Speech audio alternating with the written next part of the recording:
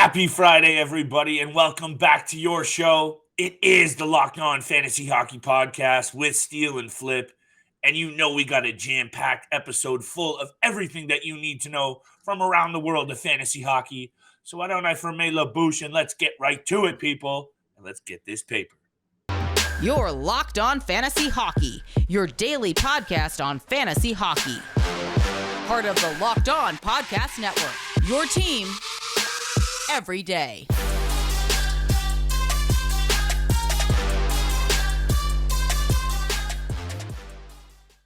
You heard the music, and you know what time it is. It is time for the Locked On Fantasy Hockey Podcast. Alongside my co-host, Mr. Steele Roden, officially now a resident of the West Coast of Canada, and your boy, Big Flip Livingstone, still holding it down here in the province of Ontario. Thank you so much for making us your first listen every single day. And a special shout out to our friends at betonline.net, because today's episode, people, is brought to you by BetOnline. BetOnline has you covered this season with more props, odds, and lines than ever before. BetOnline, where the game starts. And where today's episode starts, people, we are going to be getting into a lot of news from around the world of hockey. Brad Marchand returned last night to an already bolstered Boston Bruins lineup. You know that rattles me. We're going to talk about Brad Marchand. We're going to talk about Stuart Skinner. He's on a heater for the Edmonton Oilers. All of a sudden, the Calgary Flames are looking real good, and there's some issues now in Edmonton. Stuart Skinner not being one of those. We're going to talk about that. You know we're going to get to the bets for Friday's 6-game board steal. We also are going to have a little peek-see in today's episode, I believe. We'll focus on some of these top lines in the NHL so far, Steele. You mentioned off air a good point. Some of these combinations are really in flux, rotating around in the top six of a lot of these good teams. We're going to get to that as well. So there is a lot to talk about on today's episode, people. Steele, let's get right to it, my friend. I got the Friday vibration, so why don't you take it away? Because I'm good to go any angle you want here. But maybe Brad Marchand's return could be a good way to kick this episode off. I think that's the big storyline for Friday, especially with his return Thursday night against the Detroit Red Wings. And what a game and a rivalry to get back into for his NHL debut for the 2022-23 season. Yep. Marchand back in business on the top line again with his boys. Patrice Bergeron. It looks like Jake DeBrusk is going to be playing on that top line as well, because that line without Marchand of Pastrnak, Krejci, and Hall have been absolutely phenomenal. We're going to get into that for the top lines as well. But Marchand making his NHL debut last night. I think it's a little bit of a surprise to everyone about how early he's coming back into the lineup, because it was expected that he was supposed to be out till late November, maybe even American Thanksgiving is what they had pegged for his return. And now all of a sudden, right, the Boston Bruins looking real good, and McAvoy's ahead of schedule as well. These are not good things if you're a Toronto Maple Leafs fan in the Atlantic Division who's already Steele. We know one of these teams is going to be on the outside looking in. Yeah, it's not good for any team that's in the Atlantic Division right now because of how well they're playing without Marchand and McAvoy. So once they get back into the lineup, or once McAvoy joins Marchand back into the lineup off of the IR, injured reserve for the Boston Bruins, the Bruins are going to be deadly offensively and just, all around aspects of the ice. But a guy that I've highlighted over the last week that I think is going to continue to get opportunities, Jake DeBrusk. It looks like he's playing with them on the top line with Patrice Bergeron and Brad Marchand. He's up 7% owned on ESPN League, so 23.5% on ESPN. Hasn't recorded a point in 3 games, but he's still got 5 points in 6 games so far. He's got 28 shots in those 6 games, so he keeps on continuing to find the puck, to shoot the puck and find the puck and put it on net. And again, I'm going to continue to highlight this guy because even though he's only got, he hasn't got points in 3 games straight now, with Brad Marchand back in the lineup, it's going to help his game a tremendous amount. This is just it, Steele. And there's a couple of other interesting injury tidbits from around the league today. The Boston Bruins obviously off to a really good start. And I will be the first to say I was hoping and predicting a step back from them this season. That has not happened. David Pastrnak has looked absolutely lethal. There are some other rumblings around the league that I just want to also quickly touch on. Since we are on this topic, Cam Talbot is also ahead Yeah. of schedule. He's going to start fighting Anton Forsberg for starts. Sounds like the first week of November, he should be back and playing already. Alex Iafallo, hot start for the LA Kings. He's out till at least mid-November. Anthony Cirelli, late November. The Pittsburgh Penguins also dealing with some injury news. Jake Guentzel, Jason Zucker, day-to-day. Andre Palat for the New Jersey Devils. I mentioned Eric Halla's opportunity on that line with Jack Hughes and Jesper Bratt. There's another injury. And one more I wanted to mention. Quinn Hughes for the Vancouver Canucks is day-to-day as well, Steele. And Nikolai Ehlers pegged to miss at least the next 3 games for the Winnipeg Jets. So the disclaimer here, people, is make sure you're checking in on your lineups every single night, because as of this morning, not any of these injuries were listed. Some of them were, but this is what I'm saying, Steele. You got to keep your finger on the pulse. We got our finger on some fire picks later in the episode. We're going to take a look at some of these top lines because, again, finger on the pulse, that's what you need. But Steele, what about what's happening here with Stuart Skinner with the Edmonton Oilers? Because I understand the first game of the year, he technically gets the loss, but he stops 31 of 31 shots against the Calgary Flames. So against the Buffalo Sabres in his second game, but then a 37 save performance against the St. Louis Blues. This goaltender, third round pick, I don't know, Steele. Jack Campbell's looked a little shaky. Yeah. I don't think the Edmonton Oilers, given what's happened over the last couple of years, really care who's in net. I don't know what you think about that take. I don't think they care whatsoever as long as they have the better goaltender playing majority of their games. And actually, I don't even think that loss to the Calgary Flames counted as a loss for Stuart Skinner. I think it was on Jack Campbell. You're right. The decision was on Campbell. Sorry, the team took the loss, but he was perfect. Yeah, nonetheless, he's looked absolutely fantastic while Campbell has looked very sluggish and just really off his game to start in October. 3 games for Stuart Skinner, only 4 goals allowed, a .957 save percentage, under 1.50 goals against average to start the season as well. He's been absolutely perfect so far for the Edmonton Oilers. Has the confidence from the coaching staff, has the confidence from his teammates, has the confidence himself. And every single time that he steps into the blue paint and he's in between those pipes, he looks fantastic. So the fact that he's only owned at 5.1% on ESPN leagues, and if you're one of those managers or team owners and you're struggling with a couple of goalies, which I know I am because I have Thatcher Demko, I'm seriously considering picking up Stuart Skinner, and I don't care if he's considered the backup goaltender, because the way he's playing, he should be the number 1 goaltender for the Edmonton Oilers. And I really just think there's something to be said about how things have gone on in Edmonton over the last number of seasons. Who cares if it's Jack Campbell or Stuart Skinner? Yes. They need to ride the wave and get it done right now while they have the prime careers of Leon Draisaitl and Connor McDavid still in tow. Because we know what happens in professional sports, and we understand that maybe hockey players are a little bit of a different breed compared to the other professional 4. Yeah. But man, if I'm Leon Draisaitl and Connor McDavid, that window is shrinking as well. I've talked about that for a number of teams, but we don't need to get there. All that you need to know as a fantasy cat is keep your eye on Stuart Skinner, because if you don't have him at least on that watch list, that would be a mistake.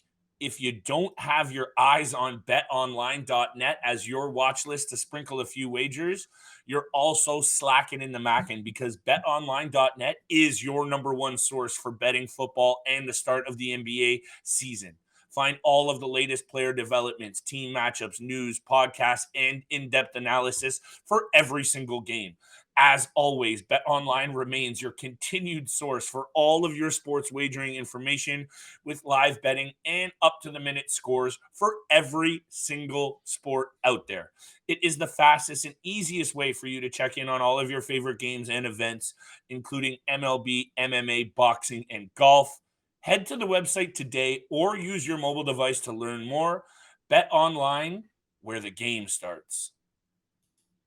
Thank you so much for making the Locked On Fantasy Hockey Podcast your first listen every single day. Flip and I really appreciate all the love and support out there. So continue hitting the subscribe, hitting the follow button, the like, leave some comments, DM us on Twitter, all of those things. We really appreciate connecting, conversing with all of our listeners out there. If you have any questions whatsoever, don't be afraid to leave a comment or DM us at our Twitter account. Flip, we talked about all the injuries. We talked about the return of Brad Marchand. Let's talk about some of the top lines in the month of October. We're going to list our top 3, but I have a couple of honorable mentions. So I'll list my 2 honorable mentions real quick.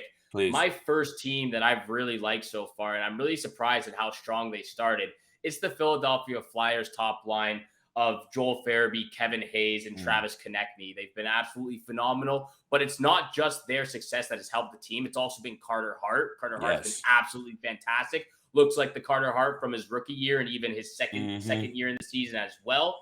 But Hayes and Farabee, they're owned below 20%. Hayes has 8 points. Konecny has 6 points. Farabee, a little bit on the lower side, only has 3 points. But again, that top line for Philadelphia has been absolutely phenomenal to start the season. And look, we talked about it in the offseason. John Tortorella and the Philadelphia Flyers weren't really sure how that chemistry was going to work, but it's working out real nice so far. It burns me to hear how good Carter Hart has been because, after the couple of seasons that I had owning him, I had to let him go, and I took a chance on Ville Husso, and now here I am struggling again to keep my head above water. But that is a sad story for another episode, Steele. Look, what I've seen here is there's a lot of top sixes in flux. There's a lot of lines that, have played together and look good, and then they swap in and out. So, and your boy's been gone on a couple of days of a wedding heater. So stick with me here if some of my lineups aren't exactly sticking. But from what I've seen so far from that top line in LA, they needed a little bit of honorable mention from me as well. Adrian Kempe, Anze Kopitar, and Kevin Fiala are a solid trio. And I'm really liking Adrian Kempe's game. So far, that line has produced 20 points. I know we've been up and down. I know I'm high on the LA Kings, but that is just a balanced line. And Adrian Kempe, if for whatever reason you are in a league where he's still out there, because I think he's like 90-something, go out there and grab him because he is nasty and he's a little bit under the radar. That was my first honorable mention. What I've seen from the Pittsburgh Penguins, if you don't mind me continuing with the other top lines that I've seen, the Pittsburgh Penguins have looked pretty good. And when I'm talking about offensive output and fantasy value especially, they've looked really good. They're leading the league in goal scoring right now with 30, ahead of teams like the LA Kings with 27, the Boston Bruins with 29. Jake Guentzel is injured, but I love the trio of Crosby, Rust, and Guentzel on that top line. They clearly have chemistry. Sidney Crosby leading the way this year. Of course, he's leading the team in goals and assists and points. But I've been loving what I'm seeing from those three, Steele, especially number 87, who continues to get it done.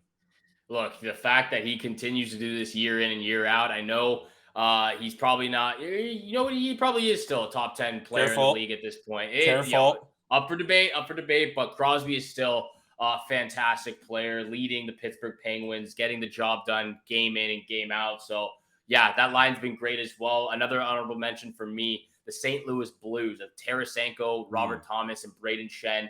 6 points for Tarasenko and Schenn, only 4 points for Robert Thomas. Tarasenko should have 7. I talked to you about that off air, but that's for a different discussion. Didn't count an assist, but again, I really like that top line. I'll keep this short. The only problem I have, and once again, it comes from Robert Thomas. He's not shooting the puck enough. He only has 3 shots in his first 5 games. I watched that entire game of the Oilers, the Oilers versus Blues game, and there were countless opportunities, especially on the power play, for him to rip the puck on net, and he looks off and tries to find a guy backdoor through like 5 or 6 players on the ice. So he needs to shoot the puck more, but again, nonetheless, that has been an honorable mention top line for me for the St. Louis Blues.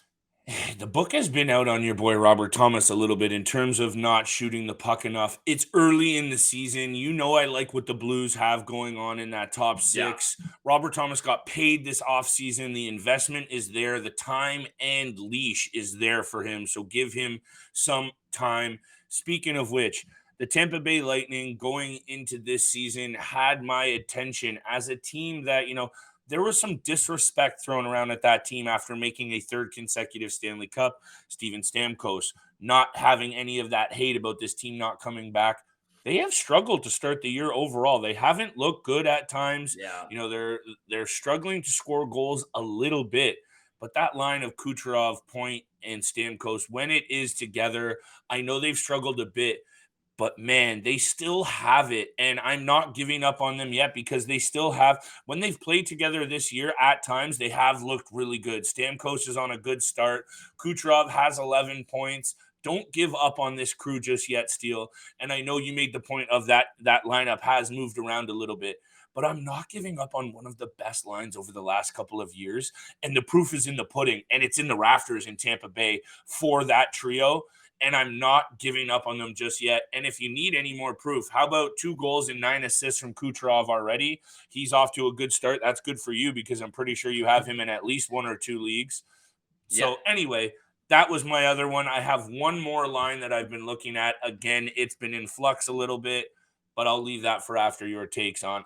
I don't know what you think about that Tampa one, by the way. Well, I have Kucherov and Hedman in one league, and then I have Stamkos and Point in another league. So the Tampa Bay, even though I don't think they've been one of the best lines so far up to this point in this new season, over the last couple of years, yes, they've been a top 5 line, but not to start this season, even though the boys are putting up quite a few of points. 9 points for Stammer, too. 9 points for Stammer. No, they're getting the points, but again, I don't think they've been the best line. There's 3 other lines that I consider that have played better overall. The third team on my list here, or to start this list off, the Ottawa Senators top line of Brady Tkachuk, Tim Stützle, and Drake Batherson. Love it. Tkachuk 5 goals, 10 points. Batherson 3 goals, 9 points. Stützle 1 goal, 6 points. Absolutely played phenomenal. The power play unit is incredible to watch. Their movement on the blue line and facilitating and just rotating around on both sides of the ice in the offensive zone.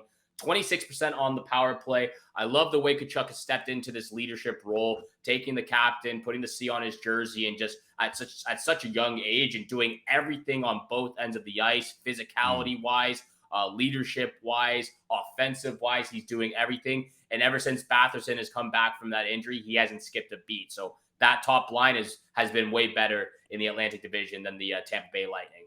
Hey, way better. Better. Way yes. better. Drake Batherson has been nasty, and I'll take that because I have a lot invested in that player. And given the offseason, the injuries and whatnot, I'm just happy to see that. Let's just maybe take a little pause on the hate on one of the best lines in the league. I'm not hating. I'm just loving the Ottawa way Senators. better. It's been 4 games of good hockey from the Senators. Let's hear what else you got, because I do also want to talk about the Vegas Golden Knights top line because that's been pretty solid as well. Yeah, it's been pretty good. I'll keep this one real short. And you're going to absolutely love this one. The Dallas Stars, baby. Top line of Jason Robertson, Joe Pavelski, and Rupe Hintz. How about that 38-year-old Joe Pavelski still keeping it going there, Flip? 7 points. 7 points for Robertson, 7 points for Pavelski, 7 points for Hintz. That top line has been domination for the Dallas Stars, and they are also one of those teams that are off to a fire start in October. Yeah, look, I think I would have 7 points playing on that top line with Hintz and Robertson as well if I have to knock at it. Come on. But hey, 4-2-1 for the Dallas Stars. There's no knocking that or taking away from that, because as much as no one predicted the Chicago Blackhawks to have this start, I think the Dallas Stars were one of those teams that we just didn't know what they were going to do. And now we're seeing that they have, Nashville struggling, Minnesota struggling. It's early, people. I sound like a broken record there, but what else you got, Steele? Well, we'll get to our last and top final picks very, very soon, but I need to let everyone know out there about Simply Safe. The numbers don't lie here. I've said this time and time again. In the last decade, over 4 million people have chosen Simply Safe home security to protect their home. You don't earn the trust of that many people without doing something right. And I know this firsthand. At Simply Safe, your safety is the only thing that matters. I know because I use Simply Safe. I use it back in my house in Ontario. I use it here in our apartment in Vancouver. It's absolutely fantastic. They protect you with cutting-edge security technology powered by 24/7 professional monitoring agents who always have your back.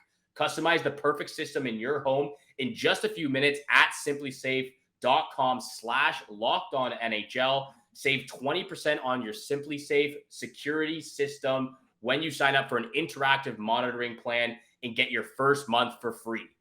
Visit simplysafe.com/lockedonnhl to learn more. There's no safe like SimpliSafe. Thank you so much for making the Locked On Fantasy Hockey Podcast your first listen every single day. Don't forget, we are free and available on all podcast platforms, which also includes YouTube. And thank you so much for tuning in for today's episode with Flip and I.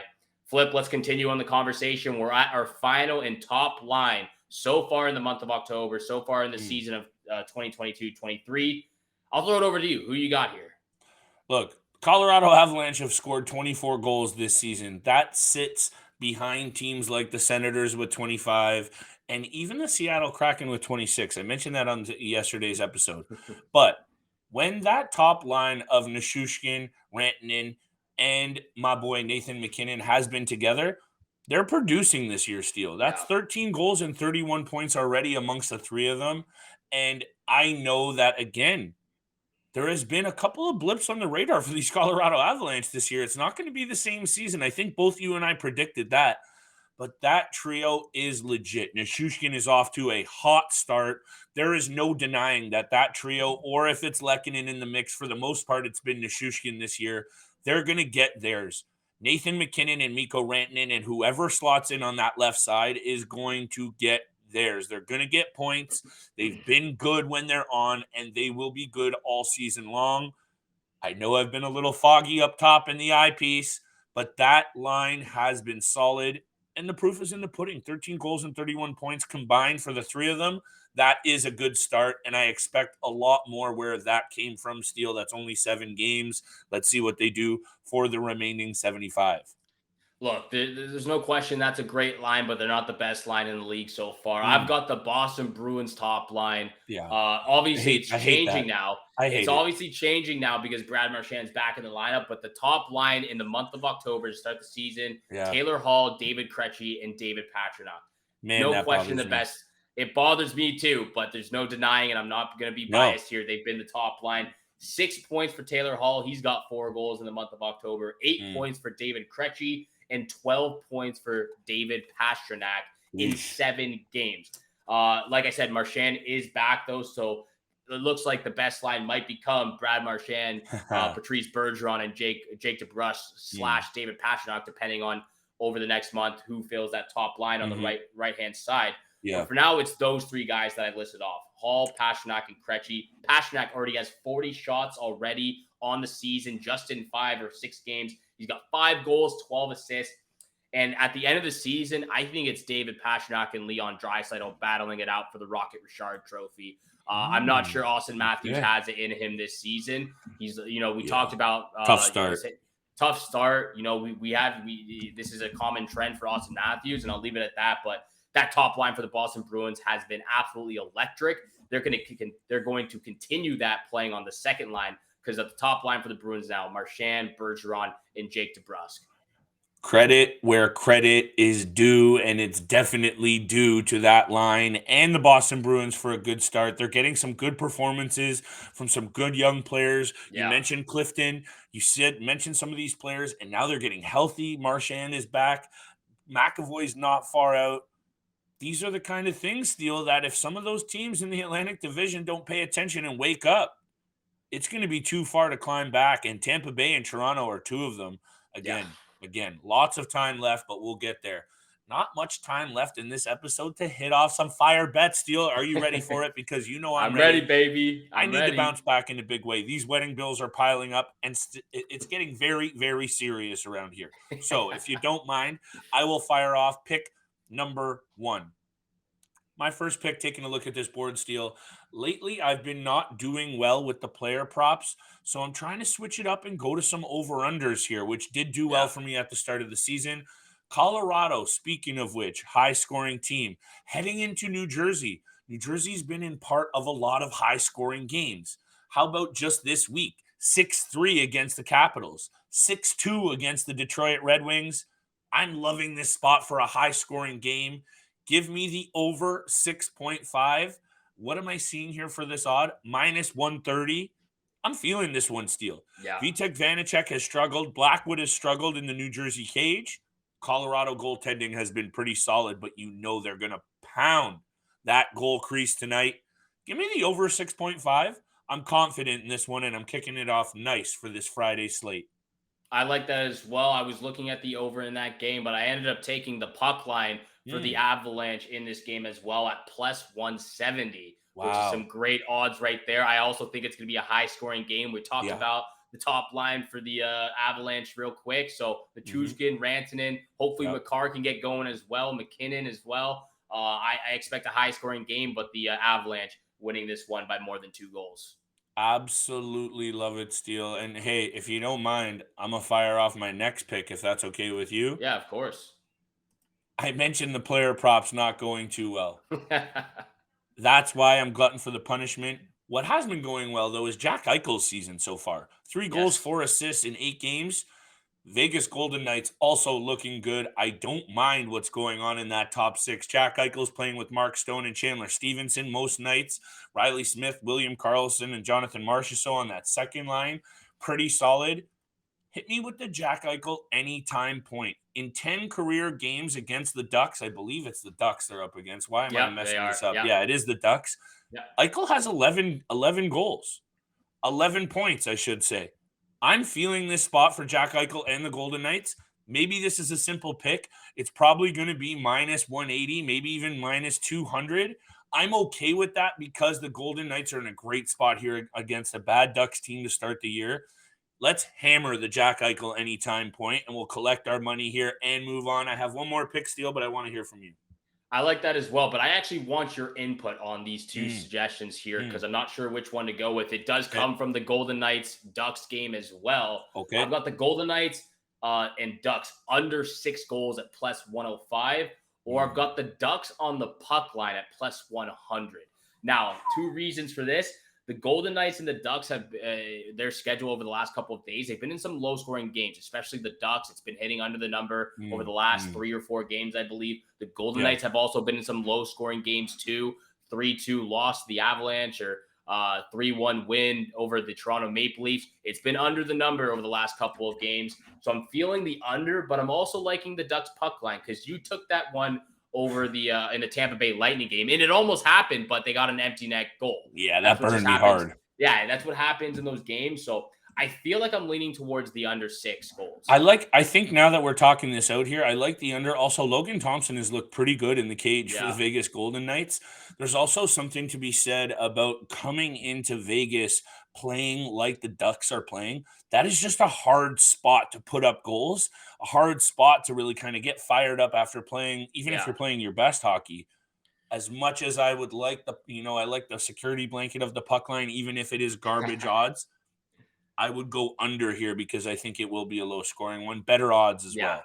I like the under here. So I'm going to take that. That will be my second pick. Under 6 goals at plus 105 in that Ducks Golden Knights game. And I'll just lay off my lock of the night as well. I'm taking the Bruins on the money line at minus 150 against the Columbus Blue Jackets. It is a second of a back-to-back game for the Bruins because they played the Red Wings last night. But yet again, Linus Ullmark will be in the crease, and he has looked exceptional so far this season. You've got Brad Marchand back in the lineup. That Boston Bruins team looks phenomenal in the month of October. I like them on the money line at minus 150. It's a back-to-back, which is always a little bit interesting, but you got to go with the momentum that the Boston Bruins have behind them. We don't need to continue down that path because that's sad enough for the Toronto Maple Leaf fans of the world. Let me just fire off my lock pick of the night, Steele. Unders have been hitting. Basically, if it's not for the unders that I've been picking this season, I'd be probably retiring from picking for a little while. New York Islanders at Carolina Hurricanes screams under to me. Ilya Sorokin is fresh off a shutout. The Carolina Hurricanes have allowed the second least goals against this season at 14. Only team that's better is the St. Louis Blues. And right behind them with 16 is the New York Islanders. This is sitting at 6 Steele. This could easily be 5.5. Minus 120 at under 6. That's my lock of the night. I'm feeling these picks tonight, Steele. I'm not only going to play these individually, but I'm going to be parlaying these three Yeah. and hammering them because I like the over in the Colorado game. I like the Eichel anytime point a lot, and I really like this under. Let's get back on the win train, baby. A big Let's do Friday it, night in baby. store, and we'll be back in a big way on Monday as well. I've liked every single one of your picks for tonight, especially the lock of the night and the over in the Avalanche game. I'm going to be making those suggestions or making those bets as well in a couple of my parlays and, just single bets too. So thank you so much for bringing that up, Flip. Really appreciate it. Thank you so much for making the Locked On Fantasy Hockey Podcast your first listen every single day. For your next listen, though, go check out Locked On Sports Today podcast, the biggest stories of the day, plus instant reactions, big game recaps, and the take of the day. Available on the Odyssey app, YouTube, or wherever you get your podcasts. Thank you so much for making the Locked On Fantasy Hockey Podcast your first listen and tuning in for today's episode. Have a great day. Good luck with all your bets out there. Hopefully you get some money back in return, and we shall see you back here again on Monday. Peace.